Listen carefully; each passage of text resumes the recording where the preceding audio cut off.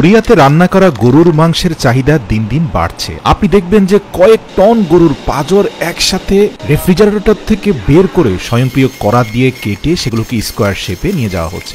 সিওলের খুবই জনপ্রিয় একটি প্রতিষ্ঠান এটি, যারা অন্তত দীর্ঘ ৩০ বছর ধরে রান্না করা গরুর মাংস সাপ্লাই করছে সুপার শপগুলোতে। এরা 0 ডিগ্রি সেলসিয়াস তাপমাত্রায় গরুর পাঁজরগুলোকে কাটিং করে। একটা বিষয় আপনাদের জানিয়ে রাখি, কোরিয়াতে রান্না করা যে গরুর মাংসটা রেডিমেড ভাবে সুপার শপে পাওয়া যায় তার সাথে কিন্তু হাড় থাকে, মানে গরুর পাঁজরে যেমন হাড় বা মাংস সবকিছু মিলেমিশে থাকে, ঠিক ওইটাই সবচেয়ে জনপ্রিয়। রান্নার জন্য হাড় সহ মাংসের চাহিদাটাই এখানে সবচেয়ে বেশি। এই যে বিশাল কূপের মতো কুকিং ড্রামটা দেখতে পাচ্ছেন, এখানে একসাথে 4-5 জন মানুষ নেমে প্রতিদিন সকালবেলা এগুলোকে ভালোভাবে ধুয়ে মুছে সাফ করে, এবং এদের শরীরে বিভিন্ন রকমের হাইজেনিক মেডিসিন থাকে যেন কোনোভাবে এই স্টেনলেস স্টিলের তৈরি ড্রামের মধ্যে ময়লা আবর্জনা থাকতে না পারে। তারপর পুরো ড্রাম ভর্তি উত্তপ্ত গরম পানির মধ্যে ঢেলে দেওয়া হয় হাড় সম্পন্ন গরুর মাংস।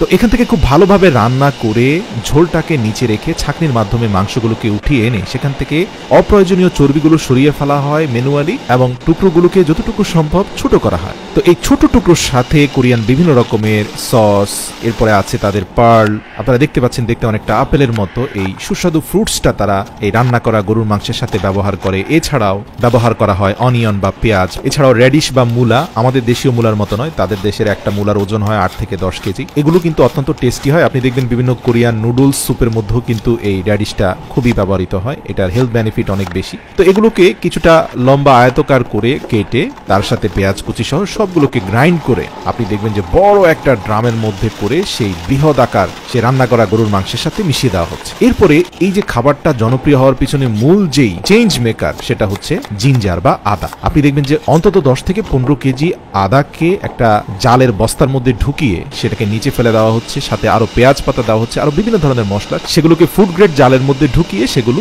বড় কুকিং ড্রামে রান্না হওয়া গরু মাংসের মধ্যে ফেলে দেওয়া হচ্ছে। দীর্ঘ কয়েক ঘন্টা পর্যন্ত রান্না হওয়ার পরে মাংসগুলোকে আলাদা উঠিয়ে নেওয়া হয়, নিচে মাংসের স্যুপগুলোকে রেখে দেওয়া হয়, আর শুকনো মাংসগুলো নির্দিষ্ট ওজনের ভিত্তিতে বক্সে রাখা হয়। সাথে যুক্ত করা হয় মাশরুম থেকে শুরু করে আরো বিভিন্ন রকমের স্বাস্থ্যকর ভেজিটেবল। এরা এই খাবারগুলো এতটাই দক্ষতার সাথে প্রস্তুত করে যে যতটুকু পরিমাণে ভেজিটেবল আপনার এই গরুর মাংসের সাথে থাকা প্রয়োজন, এবং যতটুকু ভেজিটেবল থাকলে এটা আপনার স্বাস্থ্যের জন্য কোনো ক্ষতির কারণ হবে না, ঠিক ততটুকু পরিমাণে ভেজিটেবল তারা যুক্ত করে। এর ফলে এই বক্সের খাবার কোনো একজন ব্যক্তি খেয়ে ফেললে তার হজমে কোনো সমস্যা হয় না, কারণ ঠিক ততটুকু পরিমাণে রাখা হয় যেটা আপনার বডির জন্য পারফেক্ট ব্যালেন্স হয়। এক প্রান্তে গরুর মাংসটা প্যাকেজে ঢুকিয়ে দেওয়ার পরে অন্য প্রান্তে এসে দেখবেন যে মজাদার সুস্বাদু যে ঝোলটা আগে থেকে সংরক্ষণ করে রাখা হয়েছিল ড্রামে, সেটাও নির্দিষ্ট পরিমাণ প্যাকেটের ভিতরে চলে যাচ্ছে। তো এগুলো কিন্তু এখন প্যাকেজিং হয়ে সুপার শপে যাবে, আর সাধারণত কাস্টমাররা এই প্যাকেটগুলো কিনে সরাসরি মাইক্রো ওভেনে দিয়ে গরম করতে পারেন, কারণ এই প্যাকেটগুলো মাইক্রো ওভেন প্রুফ হয়। এরপরে আপনি প্যাকেট খুলে সরাসরি আপনি এই রান্না করা গরুর মাংস